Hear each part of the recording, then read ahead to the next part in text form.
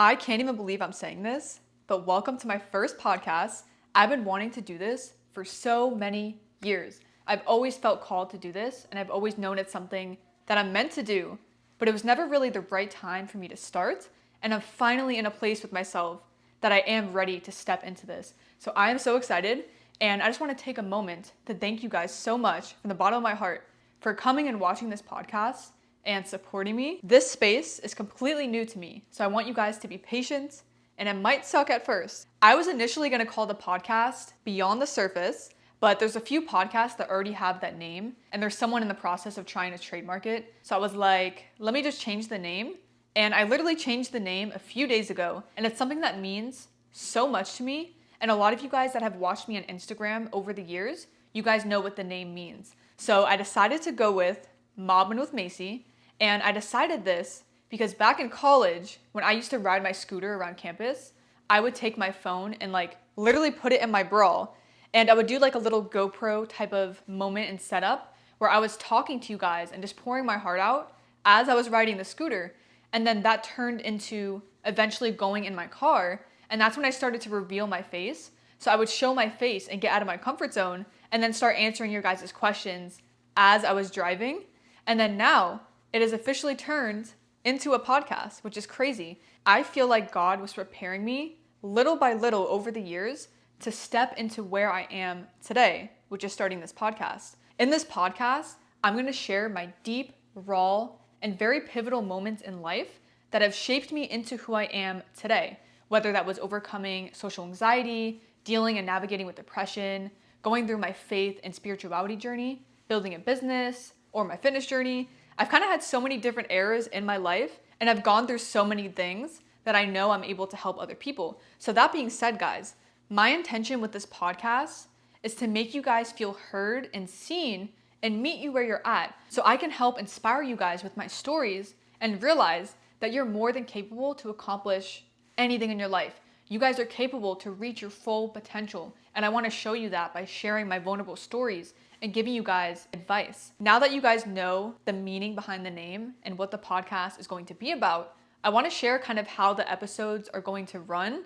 So I kind of just want to go with the flow and see what you guys like as the viewers and also what I like. So this is going to be a solo podcast, but I want to have occasional guests. And when I have the occasional guests, I only want it to either be family, close friends that I have a deep connection with, and maybe I'll do people that I feel inspired by. If it's someone that I feel like I would have a really strong connection with, I don't want my podcast to be interview style. I just want to have deep conversations with people and really dig into their pivotal moments, be able to inspire my audience. So that's kind of how I want things to run. I'm just going to go with the flow, and then as time goes on, we'll see what we like best for the structure. So now I want to tell you guys a little bit about my story. Okay, so we're going to get a little comfortable here as we talk about how it was when I was growing up. So I grew up in a family of 5 kids, and they're both from the same parents. So I'm the second oldest. I grew up in a chaotic household with a lot of things going on, and I grew up with social anxiety. My whole entire family has social anxiety, and they're introverts. So my mom, my dad, my sister, all of my siblings, except one of my brothers. He's very extroverted, and he be yapping. One day we'll have him on the podcast. Back when I was in school, like elementary school, middle school, high school, I was always the quiet girl. I wouldn't say I was a nerd, but I also wasn't popular. So I kind of just minded my own business. I also was very skinny. I was 96 pounds. When I was around 14 to 15 years old, I started going to Planet Fitness with my dad, and we had no idea what we were doing. We literally just went and kind of just did random stuff, but we still got ourselves in there and started building momentum and took messy action without any action plan. And eventually we moved on to LA Fitness. I started working out with my dad a little bit more. We started meal prepping. And then I got to the age around 16 when I got my license. So I started going to the gym by myself, or not by myself, but I started going without my dad. And then once I was 18 years old, I got a job at LA Fitness. So I was the front desk girl. The fact that I worked at the front desk, I met so many people. I was always talking to people and always challenging my social anxiety. So when you're in the zone and you have that momentum, it helps you kind of get out of your shell and get used to exercising that muscle of talking to people and just meeting people. Around that time, I stopped working out with my dad and I more so just worked out with people that I was meeting at the gym. Every single day I was working out with a different person, and I was just getting myself out of my comfort zone. I ended up working out 6 times a week and I was going crazy. I started meeting a bunch of people and I slowly started gaining confidence and gaining a little bit of weight. I still didn't know exactly what I was doing, but I was putting myself out there and taking knowledge from every single person that I was meeting. So when I was 18, I graduated Eastern Florida State College. So I got my AA degree literally a week before my high school diploma. So that was 2018. And then when I was 18, I moved to UCF. Before I even get into that, I got my NASM certification when I was 18. And then when I was 18, I moved to UCF. So that means the University of Central Florida. So I moved to Orlando. That's only an hour from my hometown. And that was the first time in my life when I experienced depression. So I went from a chaotic household with so many siblings, and I also had friends, to then living on my own in a new city, learning how to cook, learning how to do things that my dad was helping me with before. I was very isolated. I did have a roommate when I first moved to UCF. It was one of my good friends at the time. And every single weekend, she would go back to my hometown, Palm Bay. That left me to be alone. And I definitely get that she wanted to go see her family and not be like in Orlando. For me, my point of view is if I'm gonna go live somewhere and have an experience in college, I'm gonna stay there and enjoy the experience. I'm not gonna go home to Palm Bay every single weekend to see my family. I wanna immerse myself into the experience because at that point, I could have just lived in Palm Bay and commuted to UCF if I wanted to like constantly go there. So that actually left me to always be alone. And that's when I started experiencing depression for the first time in my life. And I wasn't talking to any of my family members. I wasn't talking to any friends. I did have a lot of acquaintances and people that I met in college, but there was no one at the end of the night where I had like a support system and everything. So I was very isolated. I was very alone. I felt very deep emotions in my dorm room. And it was a very dark time for me. So I ended up going out a lot, which most people do in college. But like I said, I was kind of like alone. So I would meet people and just be with a bunch of random people doing random things all the time. And I got to a point when I was drinking and going out and doing all of these things a lot. There was even a point in time when I was addicted to vaping for a full year. I needed it every second of every day, and it really took over my life. And there were so many downsides to also doing that. But I started realizing as I was constantly drinking and going out and everything, that it helped me with my confidence and being able to express myself the way that I want to express myself. I'm not saying that I don't express myself authentically, but there's a lot of times where I haven't shown my full true self that I want people to see unless it's like close friends or family. So around that time, I was actually working as a server and I was also working at the gym in Orlando. And this is something I actually never talked about, guys.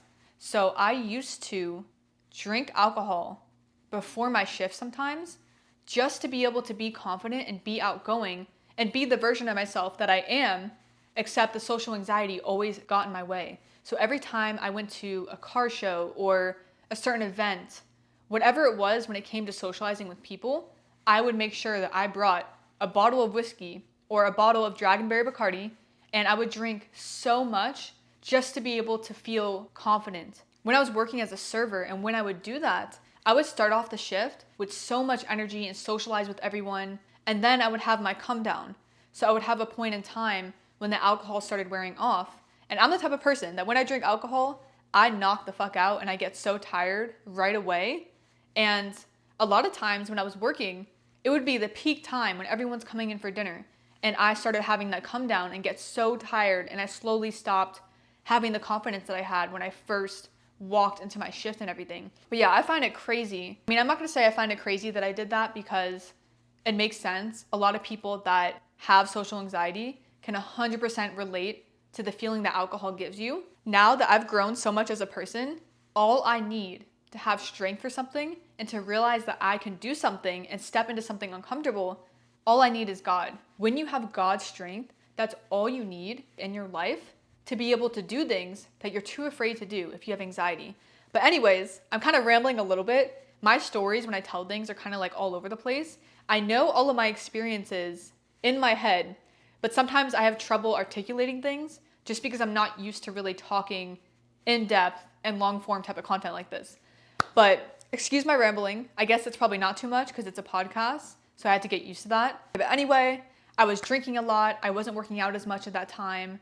And this is around the time when I met my boyfriend in college. So he randomly followed me on Instagram. I had no idea who he was, but I saw that he had mutual friends from my college. So I'm like, you know what? Let me follow this guy. Something just told me, like an inner knowing, to just follow him back. So I ended up doing that. He replied to one of my stories, not with the intention of actually like trying to flirt with me or anything, but he just replied to something. And then ever since that, we kind of just like hit it off in conversation. And then after that is when we met in person, and then everything just hit off from there. And now we've been together for 5 years. It's the most healthy relationship a person can ask for. My boyfriend is the ideal type of man that someone would want to have in their life when it comes to values and the way he treats me and the way he treats other people. So I'm so blessed that he came in my life in college because he was a big part of being my support system. He was my best friend. I didn't have friends at the time. I wasn't talking to my family. I was by myself, and my boyfriend just really helped me during that time just by being there, just by being a person to be there for me and help me feel supported and heard. And that's when I met my boyfriend. I ended up graduating with my bachelor's degree in exercise science. And then I still lived in Orlando after I graduated.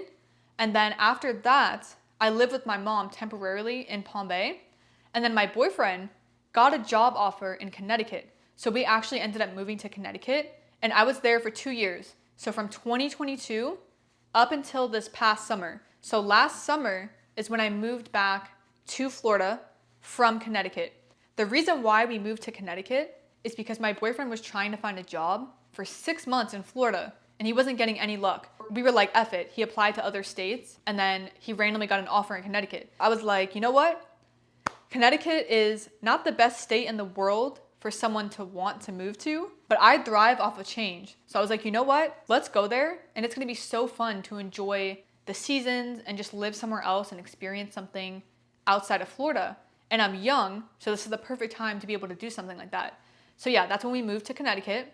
And now I'm back in Florida, thank the Lord, because every single aspect of my life is 10 times better being back at home. I got caught up a little bit with my stories, but basically in 2021, that's when I started powerlifting and really getting extra serious and gaining so much muscle mass in my journey. I started to blow up on social media. I started posting on TikTok. Around that time, I saw people posting transformation videos, and I was like, you know what? My transformation is a little bit more drastic than some of the ones that I'm seeing. I'm not trying to like compare people or anything, but I was like, if these people are getting a lot of views and traction, then I think my transformation would do the same thing. So I started posting those transformations, and they were getting like 1 million views, 500K, 800K. And that helped me be able to quit serving and to step into coaching. It wasn't full-time at first. I was coaching and then, sorry, there's hair sticking on me. I quit serving. I started doing DoorDash full-time. I had to work 7 days a week, the whole entire day, just to be able to make enough for my bills, not even enough for extra money to have. But I would have rather done that than had a boss and worked as a server. In my personal opinion, serving is slavery. Anyway, we can get into that another time. But basically, I went from serving to doing DoorDash and really working on my content and my coaching alongside of that. So I would do DoorDash, do all of that, and then I finally was able to make my coaching business my full-time thing that I do and my income. And that's thanks to TikTok. TikTok is the reason I was able to really get that kick-started. So that was in 2021. Right now it's 2025, and I've coached over 200 women to success. I also started my business basically strictly about fitness, right? And then as COVID happened, I got deep into my spiritual journey, and I slowly started to evolve as a person into like spirituality, self-development, and kind of mixing that in my content, at least on Instagram. Not so much TikTok, because they only like you to kind of like stay with one niche. So I've evolved so much as a person, and now my business has evolved. So my program for my coaching is not only a fitness program, you actually end up up-leveling all aspects of your life. So I teach them a lot about self-development. We do a lot of deep work because I believe there's people that stay in cycles for so many years. And I hate to see it because I see people's potential before they even see it. They have no idea that they have so much potential, and I can always see that in people, kind of like a little talent scout person, I guess you could say. And I hate to see people live their life and not live their full potential. That's the reason why I started coaching. I really wanted to help people, but on a more deep level than just fitness. There's so many other more important things than fitness. Of course, fitness is super important, but there's other aspects because you have to do that deep inner work to be able to do better on your outer. My coaching business is 90% mindset work and supporting them in that area compared to actually what I do when it comes to helping them with the fitness stuff. But yeah, guys, that's basically the gist of my story. I can go more in depth and have like one set podcast where I talk about a certain subject and really dissect the details of my story and then how I overcame things and then help you guys with advice. But I think that's everything that we can talk about right now. Before we close out the podcast, there's actually something that I wanted to do. So what I was thinking, towards the end of every podcast, I was thinking that we can do a little segment where I give you guys advice. So we can have viewers like you guys send in your questions on the question box, and then I'll be able to answer them on the podcast. So I think that'll be super fun. I think we have to start that probably on like episode 2 or episode 3. I can let you guys know on Instagram. But we are going to wrap this up, guys. I want to take a moment and just thank you guys so much for taking the time to watch this podcast and support me with this. This is something completely new, and it's something that I've been wanting to do for so long, and I'm just so excited to step into this. I can't wait to be able to inspire you guys to realize that you can step into your power just like I've been able to do in my life.